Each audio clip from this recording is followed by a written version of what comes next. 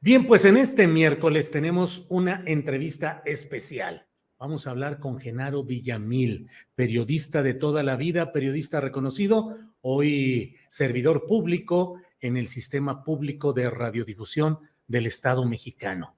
Me parece a mí un personaje clave en todo el proyecto y la estrategia de fortalecimiento o intento de fortalecimiento de los medios públicos y de un crecimiento de ese espacio tan necesario para todos. Por eso me da mucho gusto saludar hoy a Genaro Villamil. Genaro, buenas tardes. Hola Julio, buenas tardes. Un abrazo a ti y a toda tu audiencia. Gracias, Genaro. Genaro, pues hacía ahora sí rato que no platicábamos. Así Y bueno, es. las circunstancias políticas y electorales del momento me parece que nos invitan a hacer una reflexión que te pido que hagas con nosotros. ¿Cuál es hoy el rol de los medios convencionales de comunicación respecto al momento que se vive, 5 años casi ya del gobierno del presidente López Obrador, el proceso preelectoral o ya casi electoral que está en curso y hay ese golpismo mediático del cual incluso se ha hablado en la mañanera? ¿Es un pregolpismo o ya está en curso, Genaro? Uy, qué pregunta. Mira, creo que en general lo que en 5 años hemos vivido es un ecosistema mediático y digital bastante agotado, bastante intoxicado, diría yo, ¿no?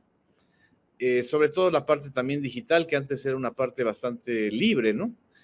Y creo que se desaprovecharon 5 años por parte de las entidades privadas o de iniciativas privadas para poder crear periódicos, portales y sobre todo contenidos en medios masivos de comunicación, llámese radio, llámese televisión, habiendo un gran espacio de audiencia para proyectos nuevos.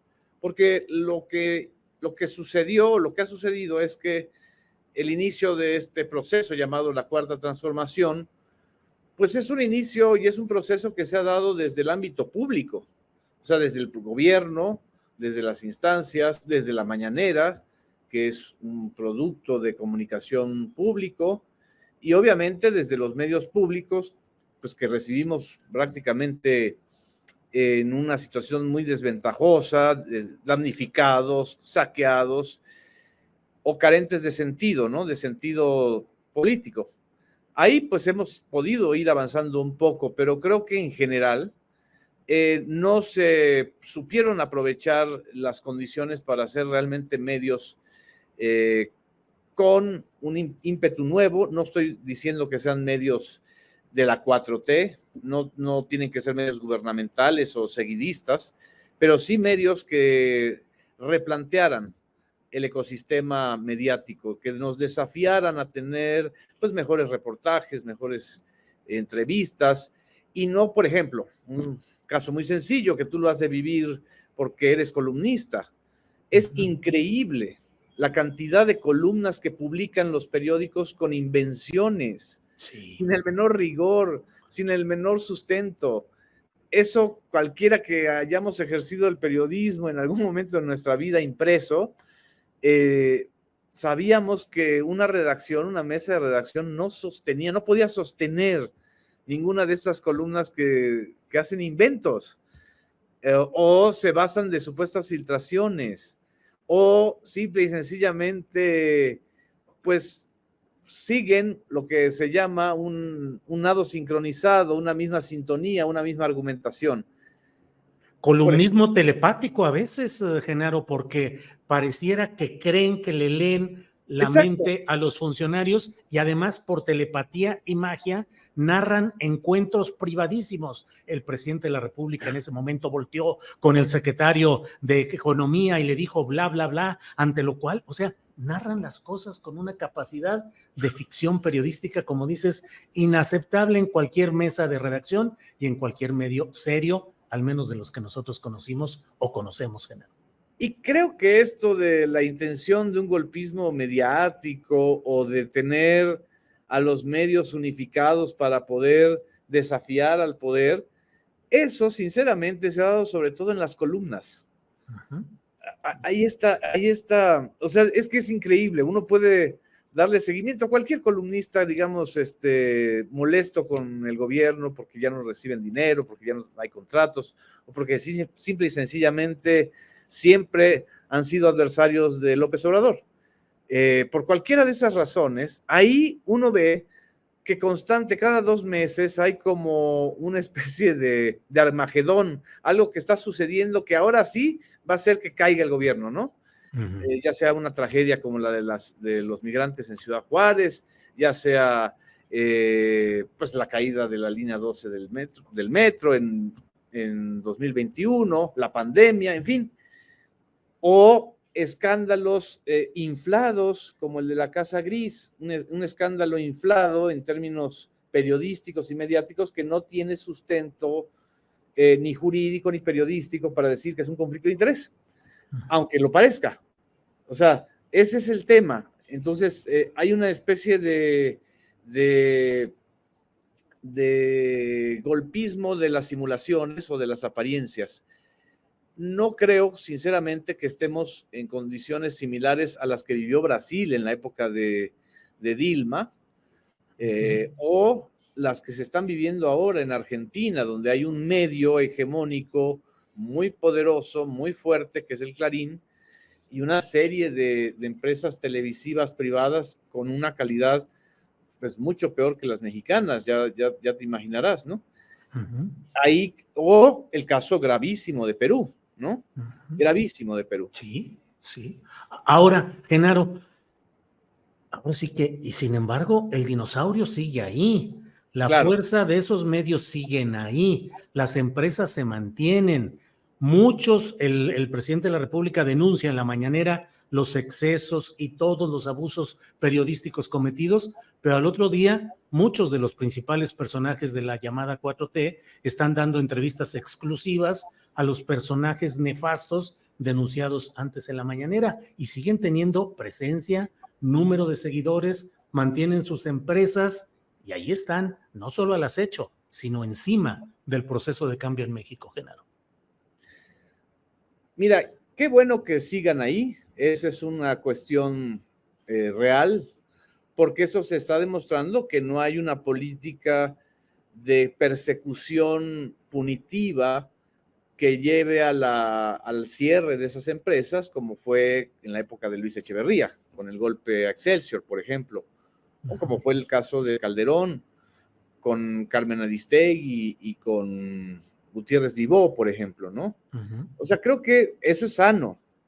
Lo que no es sano es que no hayan otras cosas, es decir, que persistan en la reproducción de algo que por si fuera poco, no tiene incidencia real en el ánimo y en el termómetro de la opinión pública. ¿Cómo te puedes explicar, por ejemplo, que 3, 4 noticieros estelares de la televisión todos los días, todos sin excepción, su nota principal es un caso de nota roja? Es algo que es un caso de violencia magnificado como si fuera la nota del día, la agenda del día, y no hay ningún criterio de jerarquización de lo más importante para el bien público, para las audiencias, a lo menos importante. No, aquí se trata de sembrar la percepción de violencia, de inseguridad, de sangre, de desaparecidos. ¿Cómo te explicas que eso ocurra todos los días y la encuesta del INEGI reciente diga que la percepción sobre la seguridad ha mejorado? Es decir, el efecto que antes tenían en la opinión pública, en la verdadera opinión pública, no en la opinión publicada, ya no es el mismo. Entonces, pues eso debería llamarles la atención a quienes se dedican y nos dedicamos a comunicar, porque entonces quiere decir que hay una sanción, hay una crisis de credibilidad, hay una crisis de confianza muy fuertes y que desgraciadamente la molestia de las audiencias, tú lo has de vivir a través de tu noticiero de redes, porque en las redes se expresa de manera muy clara, o sea, la molestia de esa audiencia con la persistencia de esos programas mentirosos o de esos contenidos que no tienen credibilidad, ¿no? Sí. Genaro, va llegando el momento de echar la rayita abajo y hacer suma, hacer saldo de lo que se ha logrado en cuanto a los medios públicos. Tú, como presidente de este sistema de radiodifusión pública del Estado mexicano, mi percepción es que no se logró avanzar lo que se necesitaba, es decir, de que los medios públicos no fueron fortalecidos y no crecieron al tamaño y a las necesidades que implicaba el momento de cambio que estaba en el gobierno federal. ¿Coincides con esto? En parte, Julio, creo que el mayor esfuerzo se hizo en términos de coordinación, y cuando uno busca la coordinación más que la imposición, pues es un proceso lento. A ver, para empezar, creo que tenemos un desafío muy grande, que es la generación de cuadros periodísticos, de cuadros de comunicación, de cuadros informativos, porque es el acento que en mi caso yo le puse al Canal 14, que es un canal nuevo, que prácticamente las personas no tenían referencia de él, y ya es un referente junto con el Canal 11, que son dos señales nacionales. Creo que, por ejemplo, ahí pudimos avanzar y hemos podido avanzar, falta muchísimo. Perdón, Genaro, que no tuvieron los suficientes cuadros inscritos en la nómina formal del sistema o por fuera. No, cuadros nuevos. Cuadros nuevos, que pudiste haber incorporado. Que se hayan incorporado y que hayamos formado. Estamos apenas en eso. Vamos a inaugurar el primer curso de formación de cuadros periodísticos, editores, reporteros, conductores, ¿no? Porque, es decir, si quieres hacer un esfuerzo de largo plazo, sí tienes que formar nuevos, como lo hizo el 1+1, la jornada y proceso, con una serie de cuadros periodísticos, que son los que en realidad los de mayor calidad, ¿no? Entonces, ese es un proceso. El otro, en donde más se invirtió y no se ve, eso es algo que no se ve, y no lo digo mucho precisamente para no generar ya más momias de las que hay por ahí, es que se invirtió mucho en la infraestructura pública, en la posibilidad de tener cubierta la mayor parte de la población mexicana, y vamos a terminar en un 83% de cobertura, que es bastante, de dos señales, del Canal 11 y del Canal 14, ¿no? Ese es el proyecto que yo le presenté al presidente López Obrador. Ese es el proyecto que él avala y apoya, que es un proyecto de retorno de la infraestructura pública para medios, ¿sí? Ahora, ahí hemos avanzado, hay retrasos, hubo retrasos por la pandemia, y evidentemente hemos tenido que rescindir obras incumplidas, etcétera, ¿no? Pero lo otro, que es los contenidos ya renovados por completo, ahí creo que nos ha hecho falta, ¿sí? Y creo que la siguiente etapa, en el periodo que sigue, creo que hay que reforzar mucho ahí, ¿no? Y en muchos otros contenidos que no sean solo los informativos, ¿no? Ficción, series, documentales de más largo aliento, en donde se necesitan recursos públicos, ¿no? Sí. ¿Consideraste, Genaro, perdón? Sí, y otro proceso que es todavía más interesante y complejo, que es la coordinación con los 32 sistemas estatales, independientemente del gobierno que esté ahí, ¿no? Y ahí hay varios niveles, hay niveles de categorías jurídicas, hay estaciones que dependen de comunicación social, televisoras que dependen de la Secretaría de Gobierno, de los estados. Hace falta una reingeniería legal y jurídica. Esa es la que estoy proponiendo para el próximo gobierno, si es que queda el gobierno de la Cuarta Transformación. Una ley general de medios públicos que incorpore apoyos concretos, incentivos para la creatividad, recursos que se garanticen con un mínimo de porcentaje, y compartición de infraestructura, porque si estamos cada quien con infraestructuras separadas, pues haces un doble gasto. Yo creo que ese es el tema también por construir, ¿no? Genaro, ¿alguna vez consideraste la posibilidad de hacer un solo noticiero central de los medios públicos mexicanos con una figura periodística fuerte? Yo lo he escrito, lo he comentado en ocasiones anteriores. Yo no entendía, dije, ¿por qué, por ejemplo, Genaro Villamil no conduce un noticiero en forma, dado que el propio gobierno federal ha centrado su fuerza en la mañanera? Siempre dije, bueno, ¿por qué no hacer un noticiero que se distribuya en todas las entidades de radio y televisión públicas para darle una fuerza real, una fuerza más concentrada al proyecto que están empujando?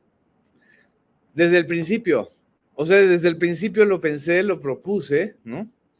Te puedo decir que no hubo ningún impedimento de fuera para poder lograrlo. La presión y es lo que un poco te comentaba. Para lograr eso, más allá de tener una figura fuerte, evidentemente no debo ser yo porque además soy titular del sistema. Creo que también necesito dedicarme a esta parte de la ampliación de la cobertura, y creo que había que crear figuras y formar equipos. Ahora sí te puedo decir que ya estamos maduros para eso, y creo que para allá vamos a tener una noticia importante. Ándale, muy bien, qué bueno.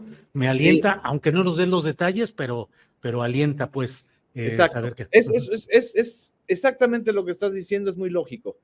¿Cómo es posible, si lo que estoy comentando, que haya infraestructura de tantos medios públicos y no podamos hacer un noticiero nacional alternativo, ¿sí? Que conjunte a corresponsales, a corresponsales de estados, a Sí, columnistas, a colaboradores, obviamente a conductores, ¿no? Porque creo que para no copiar el modelo privado, que tiene su lógica y tiene su sentido, yo creo que los sistemas públicos deben tener un equipo de varios conductores y conductoras, ¿no?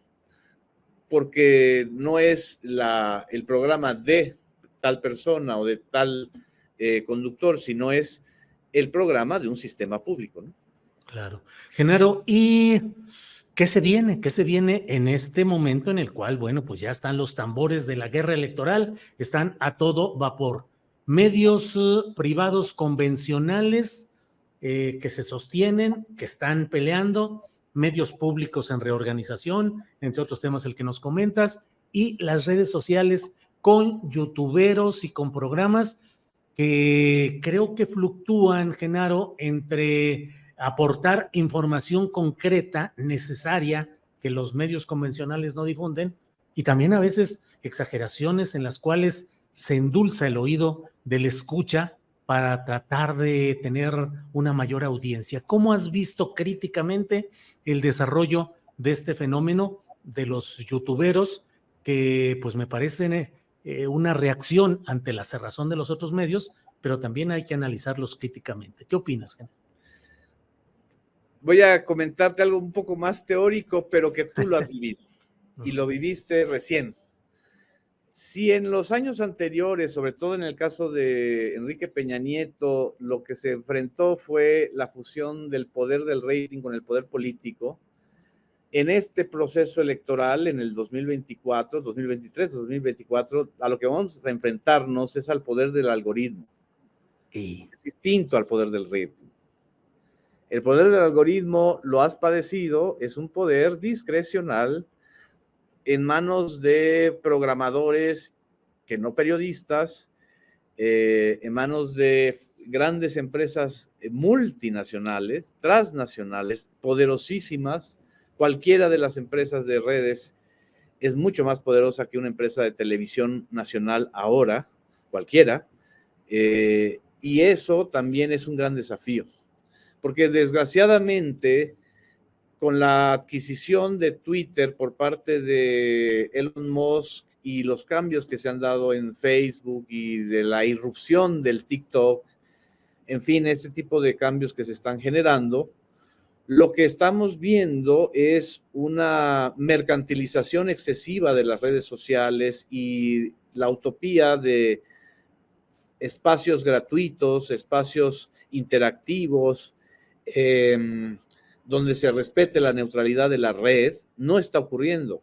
Al contrario, está ocurriendo todo lo contrario. Es la corporativización de las redes sociales.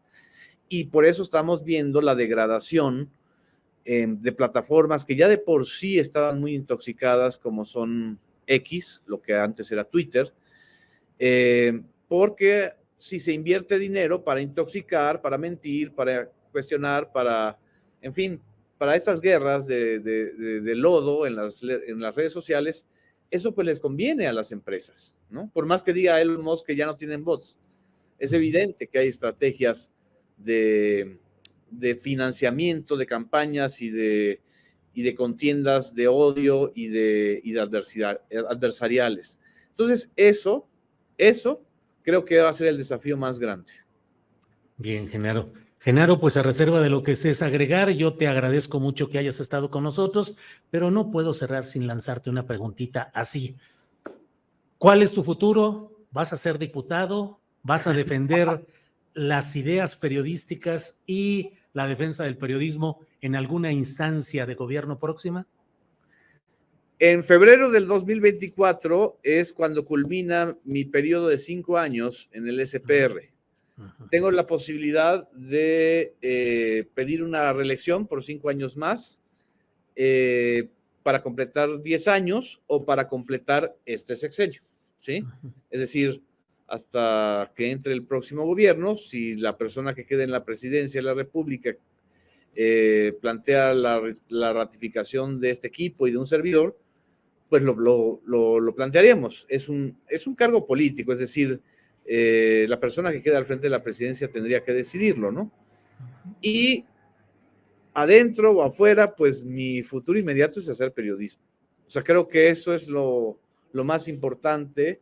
Soy servidor público ahorita, pero no he dejado el oficio de periodista porque justamente había que formar todo este equipo y creo que eso lo seguiré haciendo, ya sea adentro del servicio público o por la parte de afuera. Bien, pues gracias, Genaro. Siempre he creído que los periodistas tenemos una oportunidad de incursionar en la política, en el servicio público y que eso enriquece la visión cuando regresas a la tecla o al micrófono. Así es que te deseo lo mejor, Genaro. Muchas gracias, Julio, y pronto vamos a tener esta sorpresa. Sí, estamos atentos. Gracias, Genaro. Que te vaya muy bien y muchas gracias. Hasta luego. Un abrazo.